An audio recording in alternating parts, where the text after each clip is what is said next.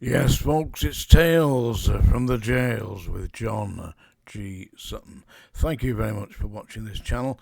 Do please like and subscribe. It really, really helps. Today I'm going to talk about what was just on the BBC TV programme Politics Live at approximately 12 noon to 12:30, something like that. It featured a lady called Baroness Fox of the House of Lords, but she's an independent, and she, along the rest of the people gathered there for that little discussion, were talking about the release of prisoners early. Now, I've previously banged on about this, and it is about to happen. They are going to release all non-violent, non-sex offenders who are in the last 40% of their sentence out. They're going to let them out because obviously they haven't got any room to let anybody else in. And anybody who knows anything about prisons and who's been in there knows that it really is the first month, the first 2 months perhaps, that are effective. The rest, you're just passing the time of day. You're not learning anything. You are certainly not being rehabilitated when you're locked up in your cell 20 to 23 hours a day. 23 hours a day seems to be the norm. And this really set in during the pandemic when they were locked up virtually 24 hours a day. And the meals were being delivered to the doors. I mean, how diabolical is that? Baroness Fox very astutely and accurately explained that, as I said the other day, 20% of all inmates in His Majesty's prisons, they are a lapse back there, 20% of all the occupants of His Majesty's prisons are on remand. And they're on remand for an indefinite period of time because the criminal justice system is broken. It's just not functioning. They do not have the court system to deal with the number of offenders that are being incarcerated pending trial. This stems from back when the prosecuting counsels, the barristers, went on strike because many of them were being paid less than the basic rate. That's because of the way that barristers are paid. But they have to address that. It's no good saying that, that's how it's been for the last 200 years. We're not there anymore. We're in the 21st century, and people have got to have a proper wage because the banks and everybody else have connived to actually put the interest rates up. And along with the interest rates goes the mortgage rates. Along with the mortgage rates goes everything else. And in my personal experience, the prices in the shops have increased, I would say, by about 20 to 25, maybe even 30% in some cases. So we are actually being completely ripped off. It's the most expensive gasoline, that's diesel and petrol, in Europe, the most expensive. And we've also got the problem with the new electric vehicles. They're extremely expensive to repair. And generally speaking, if the battery or the battery casings and all the rest of it are damaged, the car is written off because it's too expensive to repair it. So you can imagine an average cost of an electric vehicle is around about 30 to 35, 40,000 pounds, around about that. It gets written off, and the insurance companies have to pay.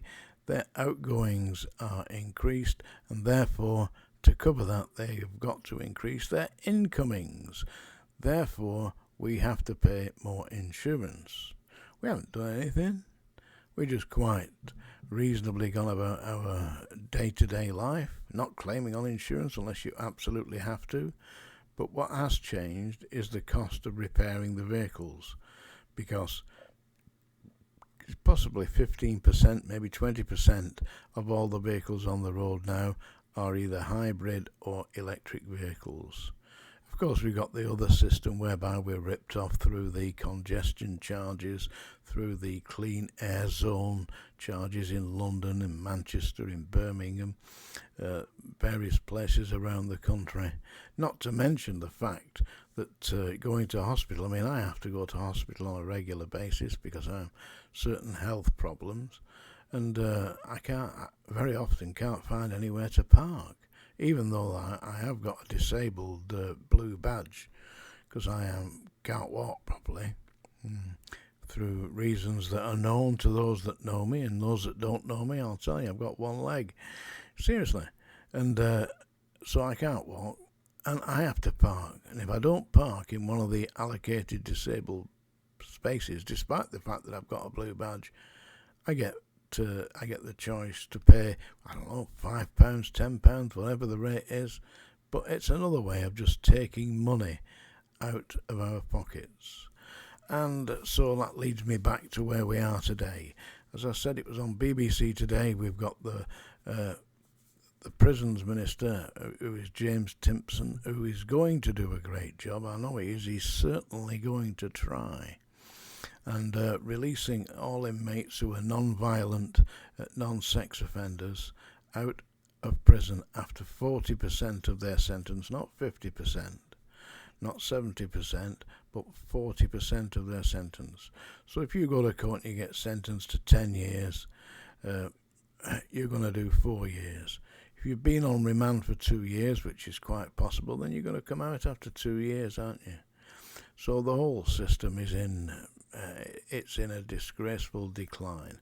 And people have said to me, right, well, when is this going to happen? You read the comments that have been put below. And by the way, I absolutely encourage people to put comments. I will answer if possible. And don't forget, on the 13th of August, that's the second Tuesday in August, I will be here for another live session, and we will talk about it. Yesterday I was talking about Tommy Robinson. A number of people criticised me for stating that the man was arrested at Huddersfield. He was arrested outside Huddersfield Crown Court, charged and found guilty and sentenced to imprisonment, maybe improperly, I don't know. But also he was charged outside Leeds Crown Court. The man is acting in contempt of court. He maybe say that he's an activist, and I can see that he is, and some of the points that Tommy Robinson makes are extremely valid, but they're also extremely racist, in my personal opinion, because what he's saying is that certain acts against society should be acted upon by the police and prosecuted.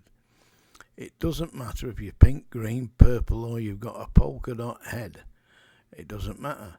It doesn't matter if you worship Jabba the Hutt or whatever religion that you decide that you particularly want to follow. I personally am a spiritualist. I believe in communication between this world and the next, but I don't go banging a drum about it. Anyway, today on the BBC television, also on Radio 4 this morning on the Today programme, which I highly recommend that you all listen to. Very informative. They have some great guests and some very stringent inquiries by the brilliant presenters. So it's that time of day. Now I know that you've been wondering what's happened to my song dinger. So am I, by the way. So what I've done is I went out into my rather elaborate back garden and found this.